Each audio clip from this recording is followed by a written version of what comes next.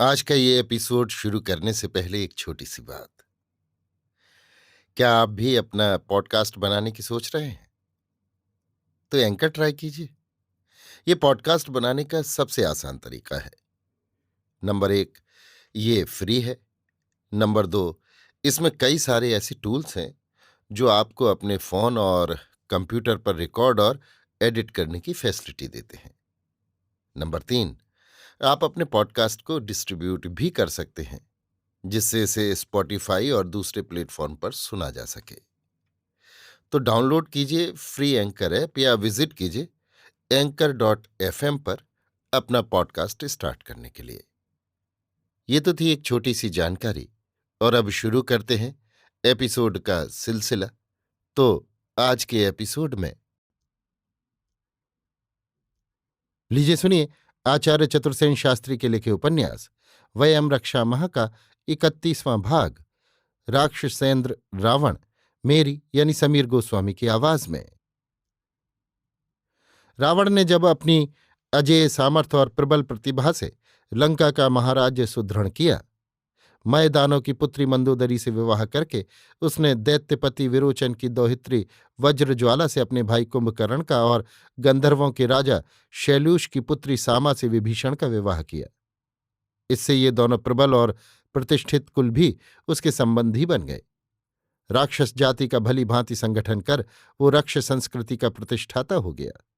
इस तेजस्वी महापुरुष ने अपने को समुद्र का रक्षक घोषित कर राक्षसेंद्र की उपाधि धारण की और अपने बाहुबल से लंका महाराज्य की स्थापना कर ली, जिसके अंतर्गत यवद्वीप, सुमात्रा, मलाया, कुशद्वीप और मेडागास्कर आदि 7 महाद्वीप तथा अन्य अनगिनत छोटे छोटे द्वीप समूह भी थे। उसने अपने नाना सुमाली को अपना प्रधान सलाहकार बनाया तथा प्रवण, प्रहस्त, महोदर, मारीच, महापाश्व, महादंष्ट्र, यज्ञकोश, दूषण, खर, त्रिशरा, दुर्मुख, अतिकाम, देवांतक, अकंपन आदि महारथी, रणमत्त, नीतिवंत, यशवंत, अनुगत, उच्चवंशीय राक्षसों को अपना मंत्री, सेनापति, नगरपाल आदि बनाया। ये सब मंत्री और सेनापति राजनीति के महापंडित थे। स्वयं रावण भी नीति और वेद का महान पंडित था। वो दुर्मद रावण अकेला ही अजेय योद्धा और नीति विशारद था। अब कुंभकर्ण जैसे वीर भाई, ऐसे योग्य मंत्री और सेना नायकों को पाकर उसका बल बहुत बढ़ गया। शीघ्र ही उसे पुत्र रत्न की उपलब्धि हुई। उसका नाम रखा मेघनाद। वो द्वितीय के चंद्रमा की तरह बढ़कर सब शास्त्रों तथा शस्त्रों में निपुण हो गया। रावण के इस पुत्र में भी पिता का शौर्य और तेज था। इसके अतिरिक्त दूसरी पत्नियों से रावण को त्रिशरा, देवांतक, नरांतक, अतिकाम, महोदर, महापार्श्व आदि अनेक और पुत्र भी हुए, जो महाकाल के समान दुर्जय योद्धा थे। रावण के रनवास में अनेक दैत्य, दानव, नाग और यक्ष वंश की सुंदरियां थीं। रावण ने मेघनाद का विवाह भी दानव की कन्या सुलोचना से किया। इस प्रकार पुत्र, परिजन, अमात्य, बांधव और राक्षसों से संपन्न वो रावण परम ऐश्वर्य और सामर्थ्य का प्रतीक हो गया। इस प्रकार स्वर्ण लंका में अपना महाराज्य स्थापित करके तथा संपूर्ण दक्षिणवर्ती द्वीप समूह को अधिकृत करके अब उसका ध्यान भारतवर्ष की ओर गया। लंका भारत ही के चरणों में थी। उन दिनों तक भारत के उत्तराखंड में ही आर्यों के सूर्यमंडल और चंद्रमंडल नामक 2 राज समूह थे। दोनों मंडलों को मिलाकर आर्यावर्त कहा जाता था। उन दिनों आर्यों में ये नियम प्रचलित था कि सामाजिक श्रृंखला भंग करने वालों को समाज बहिष्कृत कर दिया जाता था। दंडनीय जनों को जाति बहिष्कार के अतिरिक्त प्रायश्चित, जेल और जुर्माने के दंड भी दिए जाते थे। प्रायः यही बहिष्कृत जन दक्षिणारण्य में निष्कासित कर दिए जाते थे। धीरे धीरे इन बहिष्कृत जनों की दक्षिण और वहां के द्वीप पुंजों में दस्यु, महेश, कपि, नाग, पौंड्र, द्रविण, काम्बोज, पारद, खस, पल्लव, चीन, किरात, मल्ल, दरद, शक आदि जातियां संगठित हो गई थीं। प्रारंभ में केवल व्रात्य ही जातिच्युत किए जाते थे, पर पीछे ये निष्कासन उग्र होता गया। सगर ने अपने पिता के शत्रु शक, यवन, काम्बोज, चोल, केरल आदि कुटुंबों को जीतकर उनका समूल नाश करना चाहा, पर वशिष्ठ के कहने से उन्हें वेद बहिष्कृत करके दक्षिण के अरण्यों में निकाल दिया। इसी प्रकार नहुष पुत्र ययाति ने नाराज होकर अपने पुत्र तुर्वशु को सपरिवार जाति भ्रष्ट करके मिलेच्छों की दक्षिण दिशा में खदेड़ दिया था। विश्वामित्र ने भी अपनी आज्ञा का उल्लंघन करने पर अपने 50 कुटुंबों को दक्षिणारण्य में निष्कासन दिया था, जिनके वंशधर दक्षिण में आकर आंध्र, पौंड्र, शबर, पुलिंद आदि जातियों में परिवर्तित हो गए थे। इस काल में लोभी, धोखेबाज, ठग, व्यापारी वणिक को पणिक कहते थे। इसका अर्थ पणलोभी है। ऐसे लोभी पणिकों को भी आर्य लोग बहिष्कृत करके दक्षिण में निष्कासित करते थे। दक्षिण में आकर भी ये लोग पण्य कर्म करने लगे, माल खरीदने बेचने का व्यापार करने लगे। आगे चलकर इनकी एक जाति पाण्य ही बन गई और जिस प्रदेश में ये बसे वो प्रदेश भी पाण्डन्य के नाम से विख्यात हुआ। ऐसे ही निष्कासित चोरों की एक शाखा दक्षिण में आकर चोल जाति और प्रांत में परिणत हो गई। पणियों ने सागवान के जहाज बनाकर समुद्र के द्वीप पुंजों में दूर दूर तक जाकर व्यापार विनिमय आरंभ कर दिया। उनमें से बहुत से पणिक मध्य सागर के किनारे बस्तियां बसाकर बस गए। आगे समुद्र के उस पार जाकर इन्हीं पणियों और चोलों ने उन देशों को आबाद किया जिन्हें आज हम फनीशिया और चाल्डिया कहकर पुकारते हैं। इस समय कोलों और द्रवणों से लेकर लंका, मेडागास्कर, अफ्रीका और ऑस्ट्रेलिया तक जितनी इथियोपिक उपजातियां हैं वे सब इन्हीं बहिष्कृत आर्यों की परंपरा में हैं तथा उन सब का एक ही वंश और संस्कृति है।